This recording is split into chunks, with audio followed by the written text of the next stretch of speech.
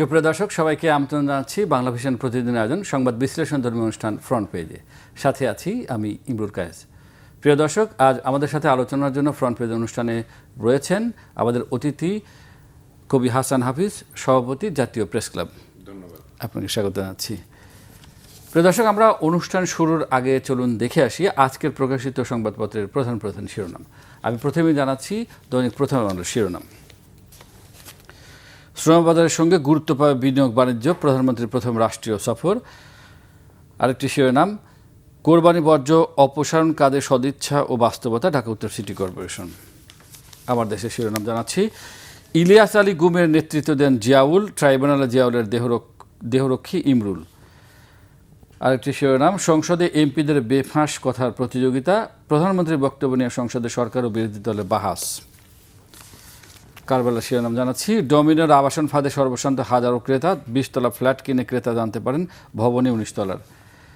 আরেকটি শিরোনাম, আমরা অন্যের দেশ গড়তে পারলে নিজেরটাও পারবো, কুয়ালালামপুরের প্রবাসীদের সাথে প্রধানমন্ত্রী। দেশ রূপান্তর শিরোনাম জানাচ্ছি, দিনে 3400 মামলা, এই জট ছাড়াবে কে, বিচারাধীন মামলা 47,91,921। আর এখন জানাচ্ছি সমকালের শিরোনাম, খুন, ধর্ষণ, মব সহিংসতা উদ্বেগ বাড়াচ্ছে গত 5 মাসের আইনশৃঙ্খলা পরিস্থিতি। আরেকটি শিরোনাম জানাচ্ছি, পেগাসাসের শহরে ডানা মেলছে আর্জেন্টিনা, অর্থাৎ আজকে আর্জেন্টিনার খেলা, সেই প্রসঙ্গে অস্ট্রিয়ার সঙ্গে। জি। দৈনিক ইত্তেফাকের শিরোনাম, ইলিয়াস আলীকে গুম করেন র্যাবের জিয়াউল হাসান, ট্রাইব্যুনালে বডিগার্ড ইমরুলের লোমহর্ষক জবানবন্দি, মালয়েশিয়া প্রধানমন্ত্রীকে লাল গালিচা সংবর্ধনা, চীন যাবেন আজ। জানাচ্ছি যুগান্তরের শিরোনাম, শ্রমবাজার বিনিয়োগ ও বাণিজ্য গুরুত্ব পাবে, মালয়েশিয়া প্রবাসীদের সঙ্গে মত বিনিময় প্রধানমন্ত্রী। আরেকটি শিরোনাম, প্রধানমন্ত্রীর ফ্লাইটে ফের প্রকৌশলী সাইফুজ্জামান, তদন্তে যাকে নিয়ে নিরাপত্তা বিঘ্নিত হওয়ার প্রশ্ন। অর্থাৎ প্রধানমন্ত্রী যখন গত বছর লন্ডন থেকে আসেন, সেই সময়ে যে ফ্লাইটে ত্রুটি ছিল, সেই প্রধান প্রকৌশলী সাইফুজ্জামান সেই ফ্লাইটে ছিল। আবার মালয়েশিয়া যাওয়ার সময় সে আছে, সেই বিষয়টির প্রতিনিধিত্ব করা হয়েছে। এবার জানাচ্ছি বাংলাদেশ প্রতিদিনের সংবাদ শিরোনাম, মালয়েশিয়া লাল গালিচা সংবর্ধনা, 2 প্রধানমন্ত্রীর বৈঠক আজ, হবে চুক্তি সমঝোতা, নজর $1 ট্রিলিয়ন হালাল অর্থনীতিতে। জানাচ্ছি ইনকিলাবের শিরোনাম, বিনিয়োগে বাধা, আইন শৃঙ্খলা, ব্যবসায়ী শিল্পপতিদের মধ্যে ভীতি আতঙ্ক দূর হয়নি। আরেকটি শিরোনাম, মালয়েশিয়ার প্রধানমন্ত্রীকে লাল গালিচা সংবর্ধনা।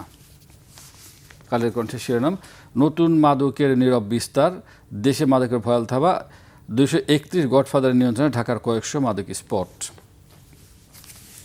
মানব জমিন, কে বলল বাংলাদেশ বিশ্বকাপে নেই, মতিউর রহমান চৌধুরী বিশ্বকাপের আসর থেকে। দৈনিক বার্তার শিরোনাম, প্রশ্নের পক্ষে এসডিএফ এর কার্যক্রম, বাড়ছে রাষ্ট্রের ঋণ।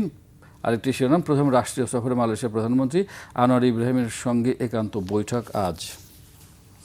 জানাচ্ছি নয়াদিগন্তের শিরোনাম, ইলিয়াসকে হজমের কথা ফোনে জানান জিয়াউল, মানবতা বিরোধী অপরাধ ট্রাইব্যুনালে রানার ইমরুলের চাঞ্চল্যকর জবানবন্দি, প্রধানমন্ত্রীকে লাল গালিচা সংবর্ধনা, সোমবার আনোয়ার ইব্রাহিমের সাথে বৈঠক, প্রবাসীদের প্রত্যাশা শ্রমবাজার সিন্ডিকেট মুক্ত টিকিট ব্যবস্থা। এবার আছে ইংরেজি ডেইলি স্টারের শিরোনাম, hospital beds up, doctors still missing. আর একটি শিরোনাম, Messi unburdened and in full flight, অর্থাৎ বিশ্বকাপ নিয়ে একটি শিরোনাম। ডেইলি অবজারভার শিরোনাম, US Iran begins talks as Lebanon conflict threatens deal. আর একটি শিরোনাম, prime minister accorded warm reception in Kuala Lumpur. সবশেষ জানাচ্ছি নিউজের সংবাদ শিরোনাম, flawed policy allows vehicle to honk far above WHO limits. আর একটি শিরোনাম, Malaysia rolls out red carpet for prime minister Tarique. জনাব হাসান হাফিজ, প্রতিটি সংবাদপত্রেই অন্যান্য গুরুত্বপূর্ণ খবরের সাথে সবচেয়ে বেশি গুরুত্ব দিয়ে ছাপা হয়েছে প্রধানমন্ত্রী প্রথম সফরে, বিদেশ সফরে মালয়েশিয়া গেছেন এবং সেখানে তাকে লাল গালিচা সংবর্ধনা দেওয়া হচ্ছে। সেখানে বিনিয়োগ বাণিজ্যের পাশাপাশি শ্রমবাজার নিয়ে, আপনি জানেন যে মালয়েশিয়ার সবচেয়ে বড় শ্রমবাজার, সেটি নিয়ে আলোচনা হবে। প্রধানমন্ত্রী এই সফরের যদি একটু তাৎপর্য। খুবই তাৎপর্যবহ এবং মানে আমাদের প্রত্যাশিত, আমাদের স্বপ্ন এবং যেই নতুন বাংলাদেশ বিনির্মাণের ক্ষেত্রে যেরকম আমাদের প্রত্যেকের অঙ্গীকার আছে, সেটা বাস্তবায়নের ক্ষেত্রে এটা এক ধাপ অগ্রগতি অবশ্যই। কারণ মালয়েশিয়ায় আমাদের বিপুল সংখ্যক মানুষ কর্মরত আছেন এবং সেখানে ভুল বুঝাবুঝিও আছে। আগে মানে এই রিক্রুটমেন্টের ক্ষেত্রে কিন্তু অনেক অনিয়ম হয়েছে, তারপরে অনেক দিন বন্ধও ছিল, সেগুলির বন্ধ দুয়ার খুলে যাবে এবং যারা বন্দী আছে তাদেরকে মুক্ত করার জন্য প্রধানমন্ত্রী তার ইচ্ছা ব্যক্ত করেছেন এবং বলেছেন যে মানে মধ্যপ্রাচ্যে যে আমাদের জনশক্তি রপ্তানি করা হবে তাদের আরবি ভাষা শিক্ষা দেওয়া হবে। তো এই সফরের ফলে অনেক যেগুলি ভুল বুঝাবুঝি আছে, গ্যাপ আছে দুই দেশের মধ্যে, সেগুলি দূর হবে এবং আলোচনার মাধ্যমে কিন্তু একটা সুন্দর সমাধান বেরিয়ে আসবে। এবং মালয়েশিয়ার থেকে যেসব উন্নত তাদের প্রযুক্তি, বিজ্ঞান, শিক্ষার ক্ষেত্রেও কিন্তু মালয়েশিয়ার অগ্রগতি অনেক ভালো, সেখান থেকে আমাদের শিক্ষণীয় আছে। তা আমাদের যারা প্রবাসী, যারা রেমিটেন্স যোদ্ধা, তারা কিন্তু দীর্ঘদিন ধরেই কিন্তু মাথার ঘাম পায়ে ফেলে আমাদের অর্থনীতিকে সচল রেখেছেন। না হলে এই যে দীর্ঘ ১.৫ দশকের সময়ের যে কলুষ এবং আবর্জনা এবং অর্থনীতির যে বিপর্যস্ত অবস্থা, সেটা কিন্তু প্রবাসীরাই কিন্তু রক্ষা করেছে। না হলে দেশ একটা দুর্ভিক্ষের মধ্যে পড়ে যেত এবং মহামন্দার মধ্যে পড়ে যেত। তো সেই সচল যে রেখেছেন তারা প্রাণ প্রবাহ অর্থনীতির, তাদেরকে তো আমরা সেইভাবে সম্মান করব এবং সম্মানজনকভাবে তারা যেন কাজ করতে পারেন সেখানে যেন কোনো অবৈধ অভিবাসী না থাকে এবং কোনো জেল জুলুম সেগুলির জন্য শিকার হতে না হয়, সেই সব পদ্ধতি একটা আবিষ্কৃত হবে এবং একটা, আমি বলবো, নতুন দিগন্তের একটা উন্মোচন হতে যাচ্ছে। এরপরে যে আবার চীন সফর হবে সেটাও খুবই তাৎপর্যপূর্ণ, কারণ চীন হচ্ছে বিশ্বের প্রথম অর্থনৈতিক শক্তি, এখন শীর্ষ শক্তি বলা চলে। সেখানে চীনের সঙ্গে আমাদের যে সম্পর্ক দীর্ঘদিনের, আমাদের অবকাঠামো নির্মাণে সব কিছুর ক্ষেত্রে কিন্তু চীনের যেই ব্যাপক অবদান এবং সম্পৃক্তি, সেটা আরও বিস্তৃত হচ্ছে। আপনি জানেন যে 2টি বড় হাসপাতাল চীন আমাদের করে দিচ্ছে তাদের নিজস্ব অর্থায়নে, সেটাও একটা নতুন দিগন্ত উন্মোচন করবে। এবং আমাদের যে এক সময় মেডিকেল ভিসার জন্য ভারতের উপরে নির্ভরতা ছিল, সেটা অনেকাংশে দূর হবে। আমাদের দেশে আমরা উন্নত মানের চিকিৎসা পেতে পারবো এবং চীনের কুনমিংয়েও কিন্তু আমাদের এই মেডিকেল ট্রিটমেন্টের ক্ষেত্রে কিন্তু অগ্রগতির একটা নতুন দরজা উন্মোচিত হয়েছে। ইতিমধ্যে অনেকেই যাওয়া আশা করছেন, করছেন।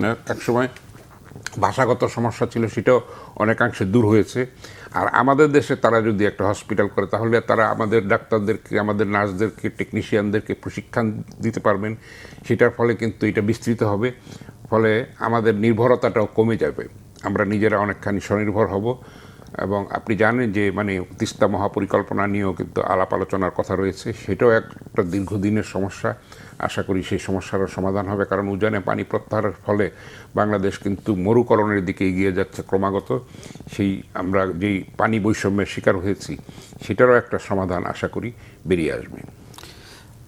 আবার একটু মালয়েশিয়া প্রসঙ্গে ফিরি। মালয়েশিয়া প্রধানমন্ত্রীকে লাল গালিচা সংবর্ধনা দেওয়া হয়েছে। বাংলাদেশের প্রধানমন্ত্রী, জি, বাংলাদেশের প্রধানমন্ত্রী তারেক রহমানকে লাল গালিচা সংবর্ধনা দেওয়া হয়েছে। আপনার কাছে একটু জানতে চাই যে প্রধানমন্ত্রী, আমরা নানা রকম কথা শুনেছিলাম, ভারত নাকি চীন কোনটা আগে যাবেন, এই আলাপ আলোচনা ছিল। এর মধ্যে দেখলাম যে আমরা মালয়েশিয়ার কথাটা জানতে পেলাম, প্রধানমন্ত্রী সেটাই বেছে নেন প্রথম সফর হিসেবে। তো প্রথম সফরে তো একটা তাৎপর্য থাকে, একটা কূটনৈতিক আসলে বার্তা থাকে এর মধ্য দিয়ে। তো এইটাকে আসলে কিভাবে দেখছেন যে মালয়েশিয়াকে প্রথম বেছে নিলেন, একটা মুসলিম দেশ, শ্রমবাজার সমৃদ্ধ দেশ? বাংলাদেশের সঙ্গে আমাদের সম্পর্ক উন্নয়নের ক্ষেত্রটা যাতে আরও বেশি প্রসারিত হয় এবং সম্ভাবনাটাকে যেন আমরা ভালোভাবে ব্যবহার করতে পারি, সেসব অনেক দিক বিবেচনা করেই কিন্তু এটা নির্বাচন করা হয়েছে। কূটনৈতিক ভারসাম্যটা কি বজায় রাখার জন্য হয়তো উনি যদি প্রথম চীনে যেতেন অথবা প্রথম ভারত যেতেন, এক ধরনের অন্যরকম একটা হতে পারে, এটা একটা বাফার মানে একটা নিরপেক্ষ ভেন্যু দিয়ে তারপরে হলো চীন। আবার হয়তো ভারতেও শিগগিরই আশা করি যাবেন উনি, এবং আমাদের যে ভারতের সঙ্গে যে টানাপোড়েনগুলি আছে সেগুলিও দূর হবে। আলাপ আলোচনার মাধ্যমে পারস্পরিক শ্রদ্ধাশীল একটা সম্পর্ক তৈরির ক্ষেত্রে আমরা দেখছি যে একটা শীতলতা তৈরি হচ্ছে এবং পুশিনের মতো সমস্যা নতুন করে তৈরি করা হচ্ছে, সীমান্ত উত্তেজনা বহাল আছে। তো আমরা আশা করব যে ভারত সেই মানে সহিংসতার পথ থেকে ফিরে আসবে এবং আমাদেরকে শ্রদ্ধার চোখে দেখবে, সম্মানের চোখে দেখবে। আমরা বন্ধুত্ব চাই, ন্যায্যতার ভিত্তিতে, সমতার ভিত্তিতে আমরা চাই। না হলে কিন্তু প্রতিবেশী তো বদলানো যাবে না, তার মধ্যেও যতটা সুন্দর সম্প্রীতির সঙ্গে থাকা যায় সেটাই হলো লক্ষ্য। কারণ কেউই কিন্তু আলটিমেটলি লাভবান হয় না। আমাদেরকে নানানভাবে হেনস্থা করে ভারতের সাময়িক উপকার হতে পারে, কিন্তু ভারতেরও তো ক্ষতি হয়। আমাদের যে পেঁয়াজ নিয়ে যে একসময় রাজনীতি হয়েছে, আপনি জানেন যে এখন আমরা পেঁয়াজে স্বনির্ভর হয়েছি। কোরবানির গরু নিয়ে একসময় সমস্যা হতো, সেটাও আমরা স্বনির্ভর হয়েছি। মেডিকেলের চিকিৎসার যেই সংকট তৈরি হয়েছিল, সেটাও কিন্তু অনেকখানি আমরা দূর করতে পেরেছি। কারণ আপনি কি শুনেছেন যে এরকম চিকিৎসার অভাবে মানুষ মারা যাচ্ছে, মহামারী হয়ে যাচ্ছে? এটা তো আমরা শুনিই। ফলে বিকল্প একটা কিছু না কিছু বেরিয়ে যায় পদ্মা। তো আমরা সেই স্বনির্ভরতার দিকে এগিয়ে যাব। এই প্রধানমন্ত্রীর এই সফরের ফলে নতুন যেই দিগন্ত উন্মোচিত হতে যাচ্ছে, মালয়েশিয়ার সঙ্গে যে আমাদের ভুল বুঝাবুঝি কিংবা শ্রমবাজারের সম্প্রসারণের ক্ষেত্রে যে একটা সম্ভাবনার যে ক্ষেত্রটা তৈরি হতে যাচ্ছে, সেটাও আমরা কাজে লাগাতে পারবো। আমাদের রেমিটেন্স সমৃদ্ধ হবে। এবং উনি বলেছেন যে আমরা যদি অন্যের দেশ গড়ে তুলতে পারি, আমরা নিজের দেশ কেন গড়ে তুলতে পারবো না? অবশ্যই সেই অভিজ্ঞতাটাকে আমাদের কাজে লাগাতে হবে। আমাদের দেশে সেরকম প্রবাসীদের সম্মানজনক অবস্থান নিশ্চিত করতে হবে, বিনিয়োগটা নির্বিঘ্ন করতে হবে, তাদের নিরাপত্তাটা নিশ্চিত করতে হবে। তাহলেই কিন্তু তারা, কেউ তো আর দেশের মাটি ছেড়ে অন্য জায়গায় যেতে চায় না, কিন্তু সেই অনুকূল পরিবেশটা যদি আমরা তাদেরকে দিতে পারি, তাহলে অবশ্যই আমরা সমৃদ্ধ হব। এই ফাঁকে আপনার কাছে ছোট্ট একটি প্রশ্ন করতে চাই এবং জানতে চাই যে আমরা তো অনেক সময় দাবি ছিল দীর্ঘদিন ধরে যে প্রবাসী আমাদের অনেক এক্সপার্ট আছে। প্রধানমন্ত্রীও সেই কথাটি কালকে বলেছেন যে আপনারা যদি অন্য দেশ গড়ে তুলতে পারেন, আমাদের নিজেদের দেশ কেন গড়ে তুলতে পারবো না? তো এই আলোচনা কিন্তু বহুদিন ধরে আছে যে এক্সপার্টদের নিয়ে এসে কাজে লাগাতে হবে। কিন্তু গত সরকারের আমলে, অর্থাৎ অন্তর্বর্তী সরকারের আমলে আমাদের যে অভিজ্ঞতা, সেখানে কিন্তু খুব বেশি সুখকর। আমরা ভালো ভালো কথা দেখেছি, বাস্তবের সঙ্গে কাজের সঙ্গে মিলটা দেখি। আমরা এবার সেটা দেখতে পাবো। আপনি দেখেন যে প্রধানমন্ত্রী সফর সঙ্গীদের আপনি যদি দেখেন, তালিকা দেখেন, অতি ছোট এবং একটা কমার্শিয়াল ফ্লাইটে উনি গেছেন, নিজে চার্টার করা প্লেনে যান নাই। তো গুণগত পরিবর্তনগুলি তো আমাদের দেখতে হবে। এবং সেটা যদি প্রধানমন্ত্রী না, শুধু তার মন্ত্রিসভার সদস্যবর্গ, তারপর যারা দেশ চালাচ্ছেন, তাদের মধ্যে যদি এটা সঞ্চালিত হয়, ভালো জিনিসটা যদি তারা যদি অনুসরণ করেন, তাহলে কিন্তু দেশটা অনেক দুর্নীতির থেকে মুক্ত হতে পারে, অনেক অবাঞ্ছিত ঝামেলা থেকে মুক্ত হতে পারে, পারস্পরিক অবিশ্বাস থেকে মুক্ত হতে পারে। তো সেই রকম একটা পরিবর্তনের দিকে আমরা যেতে চাচ্ছি। আমরা যে এরকম একটা সুষ্ঠু সুন্দর নির্বাচনের মাধ্যমে যেই সরকার ক্ষমতায় এসছে, তাকে সুরক্ষা দেওয়া এবং তাকে সুন্দরভাবে কাজ করতে দেওয়া, এটা প্রত্যেকেরই দায়িত্ব, বিরোধী দলের দায়িত্ব, প্রত্যেকটি নাগরিকের দায়িত্ব। আপনি যে বলছেন যে প্রধানমন্ত্রী আসলেই অনেক গুণগত পরিবর্তন আনার চেষ্টা করছেন, কিন্তু আমরা এরই মাঝে মাঝে ছোট্ট ছোট খবর দেখছি এবং যেগুলো অস্বস্তির কারণ হয়ে দাঁড়িয়েছে। যেমন গতকালকের একটা খবর আজকে আমার দেশে এসছে, একটা শিরোনাম, যা চাঁদাবাদির অভিযোগে আটক বিএনপির এমপির ছেলে, নারায়ণগঞ্জে একজন এমপির ছেলে, তিনি চাঁদাবাদির জন্য আটক হয়েছেন, পরে ঢাকা ডিবিতে নিয়ে আসা হয়েছে জিজ্ঞাসাবাদের জন্য। এই বিষয়গুলো তো আসলে খুবই অস্বস্তিকর এবং ভুল মেসেজ দেয় এটাতে। এখন বিএনপি একটা বড় দল, সেটা সামাল দেওয়াও কঠিন। এটা কিন্তু সেইভাবে কমিউনিস্ট পার্টির মতো কিংবা জামায়াত ইসলামীর মতো রেজিমেন্টেড দল না, একটা লিবারেল ডেমোক্রেটিক দল। তো সেখানে কিন্তু অনেক এলিমেন্ট আছে এবং বাইরের থেকে অনেকে ঢুকে যায় এখানে, ইনফিল্ট্রেশন যেটাকে বলা হয়। এক্ষেত্রে কিন্তু এটা বাইরে থেকে ঢোকেন, এমপির ছেলে নিজেদের মধ্যে আছে, সেরকম আছে। আপনারা দেখেছেন যে ইন্টারিমের সময়ও কিন্তু কঠিন কঠিন ব্যবস্থা নিয়েছে এই দল, তাদের কেন্দ্রীয় নেতাদের পর্যন্ত শোকজ করেছে, কারো কারো সদস্যপদ স্থগিত হয়েছে। এটা বাংলাদেশে নজিরবিহীন, অন্য দলে আমরা কিন্তু এটা কখনো দেখিনি।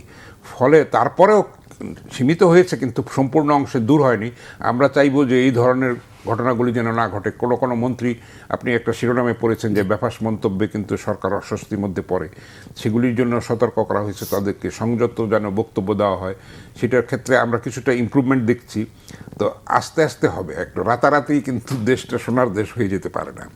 একটা যে এত বছরের জঞ্জাল আবর্জনা, সেটাকে মুক্ত করার জন্য আমাদের কিন্তু প্রত্যেকে যার যার ক্ষেত্র থেকে ভূমিকা পালন করতে হবে, মাইন্ডসেটটা চেঞ্জ করতে হবে। এটাই হলো মূল জিনিস। 24-এর যেই অভ্যুত্থানের যে মূল স্পিরিট, দেশটাকে সত্যিকার অর্থে সংস্কার করে একটা জনগণের কল্যাণমুখী একটা রাষ্ট্রে পরিণত করা, সেগুলির জন্যে সরকারের কর্মসূচিগুলিকে যাতে সঠিকভাবে বাস্তবায়ন হবে, সরকারেরও দায়িত্ব যেগুলি মনিটর করা, তাদের মধ্যে যেসব ভুলভ্রান্তি আছে, যেসব দুর্বৃত্ত আছে, তাদেরকে কন্ট্রোলে রাখা এবং শাস্তি বিধান করা, যাতে এটা সংক্রমিত না হয়। কারণ খারাপ জিনিসটাই কিন্তু দ্রুত সংক্রমিত হয় এবং এই পেশি শক্তির দাপট যদি দেখানো হয়, তাহলে কিন্তু মানুষ তাদেরকে ভুল বুঝবে। একজনের অন্যায়ের জন্য, একজনের উচ্ছৃঙ্খলতার জন্য কিন্তু সমস্ত অর্জনটা প্রশ্নবিদ্ধ হয়ে যেতে পারে। ফলে এই ব্যাপারে অনেক সতর্ক থাকতে হবে, আরও কঠোরভাবে তাদেরকে দমন করতে হবে। কিছুটা ব্যবস্থা তো নেওয়া হচ্ছে, যেটা খুবই স্বস্তির। একটু দেরি হলেও ব্যবস্থাগুলো নেওয়া হচ্ছে। যেমন আমরা এক প্রতিমন্ত্রীর ক্ষেত্রে দেখলাম, এই এমপির ছেলের ক্ষেত্রে দেখলাম। কিন্তু তারপরও একেবারে সরকারে আছেন, সংসদে আছেন, সরকার দলীয়, তাদের মধ্য দিয়ে এই কাজগুলো হলে তো তখন প্রধানমন্ত্রী যে দৃষ্টিভঙ্গি বা যে পরিবর্তন আনতে চাচ্ছেন সেখানে আসলে ভুল সেটা বিঘ্নিত হয়, সেটা বিঘ্নিত ভুল- হয় এবং সেটা মানুষ কিন্তু তাতে আশাহত হয়। এবং এটাও ঠিক, কিন্তু রাতারাতি আপনি একদিনের মধ্যে সবার স্বভাব চরিত্র পরিবর্তন করতে পারবেন না। স্বভাব পাল্টানো কিন্তু খুব কঠিন। আপনি একটা দেখেন, যারা ধূমপান করে তাদের সেই ধূমপান ত্যাগের জন্য তারা অনেক চেষ্টা করে কিন্তু পারে না। কিন্তু মানুষের একটা অদম্য ইচ্ছা শক্তি থাকতে হয়, স্বপ্ন থাকতে হয়, অঙ্গীকার থাকতে হয়, প্রত্যয় থাকতে হয়। সেটা সৃষ্টি হচ্ছে এবং আমাদের নতুন জেনারেশনের মধ্যে সেটা যদি আমরা সঞ্চালিত করে দিতে পারি তাহলে অবশ্যই আমরা একটা সুন্দর বাংলাদেশ পেতে পারি। আপনি জানেন যে এই যে প্রাথমিক স্কুলের যে টুর্নামেন্ট হলো, 22 লক্ষ খুদে ফুটবলার সেখানে কাজ করেছে। মানে প্রধানমন্ত্রী নিজে কিন্তু পুরস্কার দিয়েছেন। খেলাধুলার যে মাধ্যমে হলে কিন্তু একটা সুন্দর পারস্পরিক বন্ডিংটা তৈরি হয়, শান্তি সম্প্রীতির সৌহার্দ্যের একটা মমতার ভালোবাসার বন্ধন একটা তৈরি হয়। তাহলে তারা সেরকম খারাপ কাজ থেকে নিজেদেরকে দূরে রাখতে পারে, সুকুমার বৃত্তি চর্চা করতে পারে, মানে শরীর চর্চাটা করতে পারে। তাহলে মানসিক বিকাশটা ভালো হয় এবং মাদকাসক্তি থেকে তারা খারাপ পথের থেকে মানে বিরত থাকতে পারে। এই ধরনের চর্চাগুলি আমরা যখন করব, সাংস্কৃতিক প্রতিযোগিতা, তারপরে আপনার এই ক্রীড়া প্রতিযোগিতা, এটা ব্যাপকভাবে শুরু হয়েছে। আপনি জানেন যে নতুন করে স্পোর্টসও একটা শুরু হবে। তো ফলে আমরা একটা গুণগত পরিবর্তনের ধারা লক্ষ্য করছি এবং সেটাকে সফল করার দায়িত্ব প্রত্যেকটা মানুষের। সংসদেও আমরা অতীতে দেখেছি যে এত গালাগালি হয়, শুয়োরের খোয়ারও বলা হয়েছিল সংসদকে এক সময়।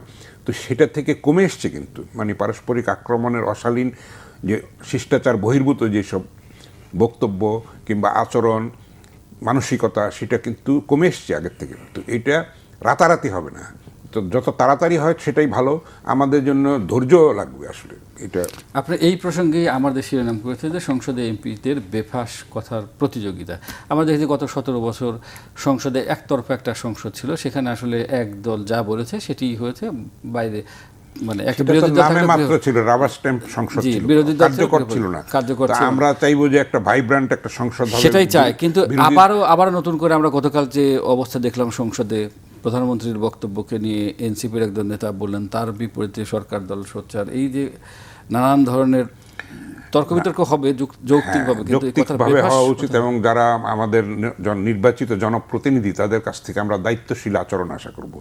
বিরোধিতার জন্য বিরোধিতা নয়, কিন্তু সেটা যৌক্তিকভাবে, সুন্দরভাবে, শালীনভাবে উপস্থাপন করতে হবে এবং ব্যক্তিগত আক্রমণ করাটা বাঞ্ছনীয় নয় কোনোভাবে। তাইলে আমরা শিখব কি? আমরা তো, তারা আমাদের নেতা, নির্বাচিত নেতা। কিন্তু আবার এটাও ঠিক যে এখন যেহেতু ভোটের মাধ্যমে নির্বাচনের সিস্টেম আবার পুনঃপ্রবৃত্তি হয়েছে, আগে যেটা ছিল না, 3টা নির্বাচনে আমরা দেখেছি প্রহসনমূলক। তো এখন আবার তো জনগণের কাছে ভোটের জন্য যেতে হবে, তো এখন জবাবদিহিতা করতে হবে। তখন তারা প্রশ্ন করবে ভোটাররা যে আপনি এই ধরনের আচরণ করেন কেন, আপনি যদি দুর্নীতি করে থাকেন, আপনি যদি স্বজনপ্রীতি করে থাকেন, সেগুলির জবাবদিহিতাও কিন্তু ভোটারদের কাছে করতে হবে।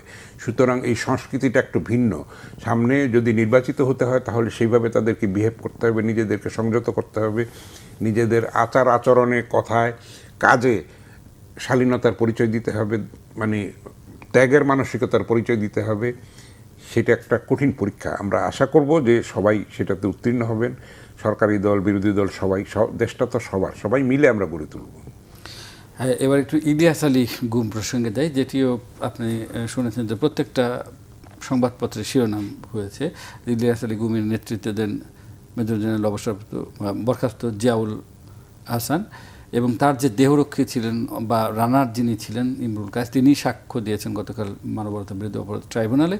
এবং তাকে কিভাবে আসলে ওই যে হজম করা হয় শব্দটি তিনি ব্যবহার করেছিলেন তারেক সিদ্দিকীর তৎকালীন যে নিরাপত্তা উপদেষ্টা ছিল তার সাথে ফোনের কথার ক্ষেত্রে, সেই কথাগুলি এই দেহরক্ষী ট্রাইব্যুনালে ইলিয়াস আলীকে গুম করে হত্যা করে ফেলা একটা ভয়ঙ্কর মানবতা বিরোধী অপরাধ এবং একটা নৃশংস অপরাধ আসলে। এবং সেটা নিয়ে কত নাটক করা হয়েছে। শেখ হাসিনা কিন্তু বলেছিলেন যে হ্যাঁ, একটা প্রতিশ্রুতি দিয়েছিলেন যে ফিরে আসবে, এরকম কিছু। ইলিয়াস আলীর স্ত্রীকে বলেছিলেন, যিনি এখন এমপি। তো আমরা আশা করেছিলাম যে হয়তো ইলিয়াস আলীকে আমরা ফেরত পাবো। ইলিয়াস আলী, তারপরে আপনি চৌধুরী আলম, আরও কিন্তু বহু মানুষকে গুম করে ফেলা হয়েছে। একটা ক্ষমতায় টিকে থাকার জন্য, ক্ষমতা কুক্ষিগত করে রাখার জন্য সব কিছুকে ধ্বংস করে দেওয়া হয়েছিল এই দেশে।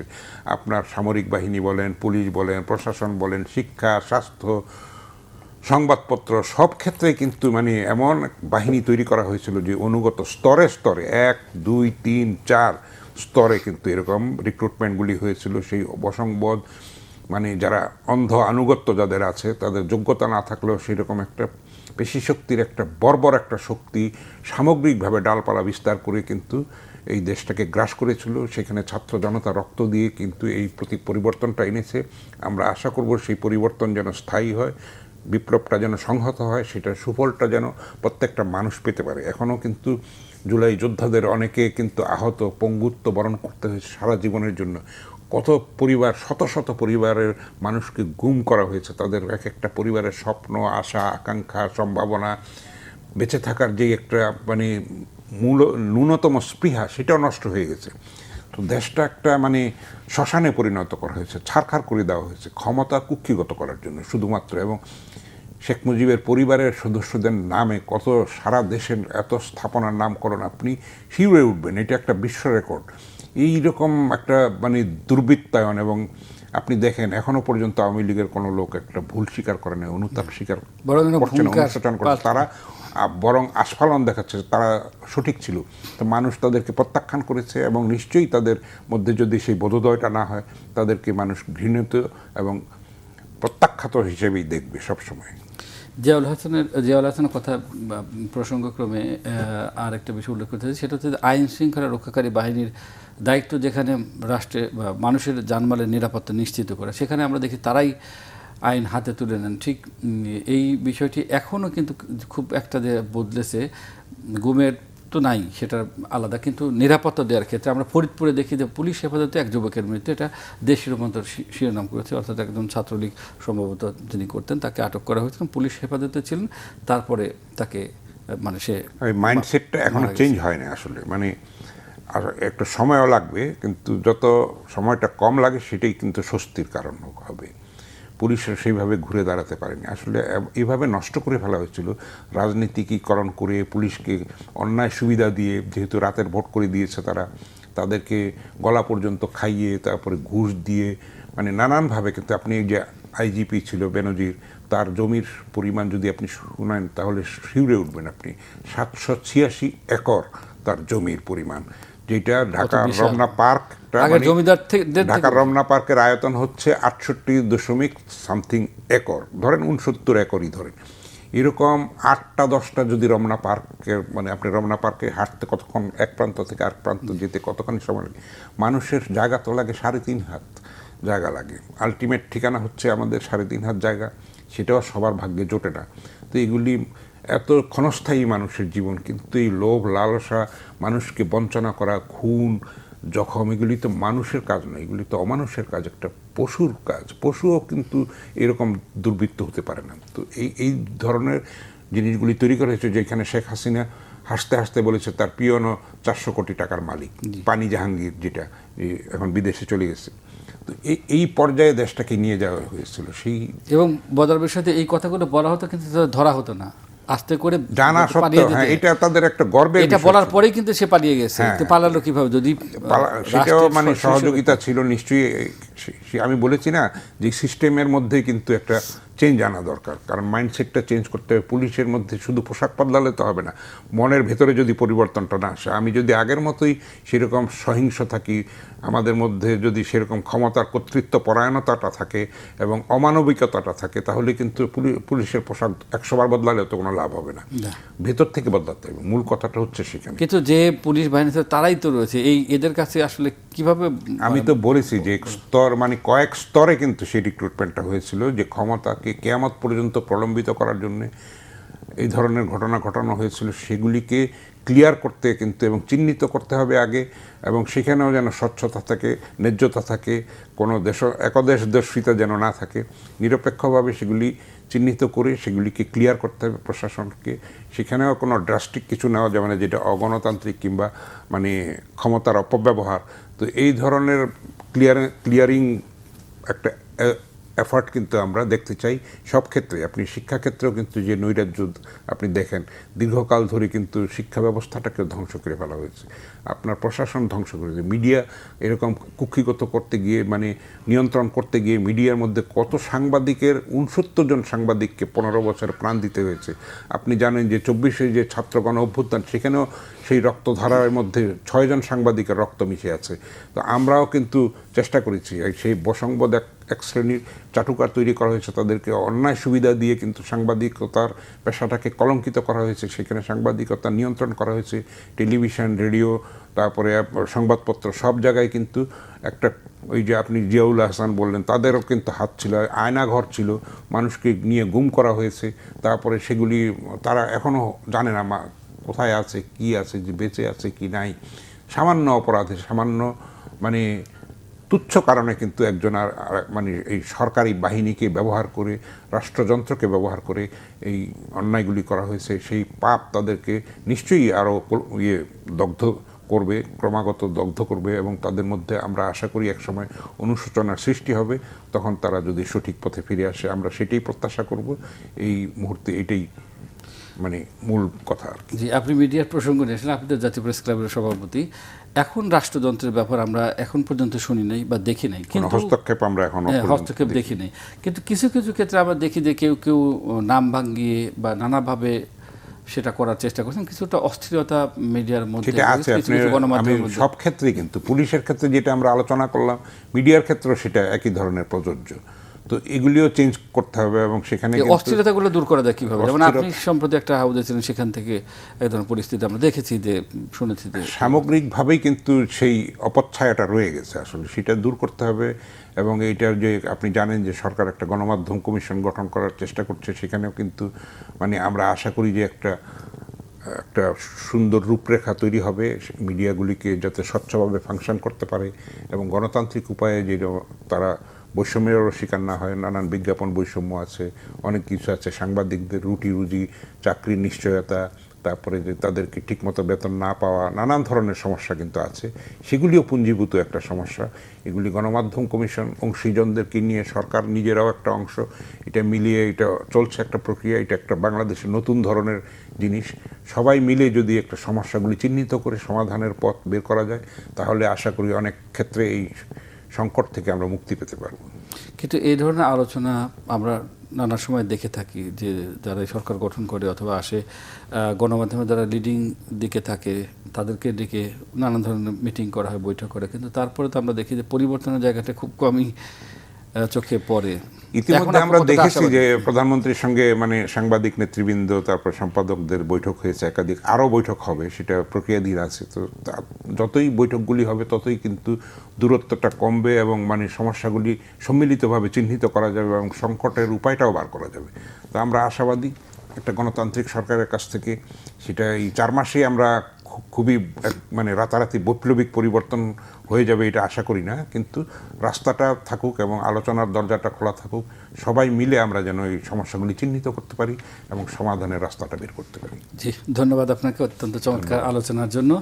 প্রিয় দর্শক, আমরা দেখতে যে অনুষ্ঠানের একদম শেষ প্রান্তে চলে এসেছি। ফ্রন্ট পেজ অনুষ্ঠানটি প্রতিদিন সকাল 9:20 থেকে 25 মিনিটের মধ্যে প্রচার হয়। দেখার আমন্ত্রণ জানিয়ে আজ এখানেই শেষ করছি। সবাই ভালো থাকুন, সুস্থ থাকুন। আল্লাহ হাফেজ।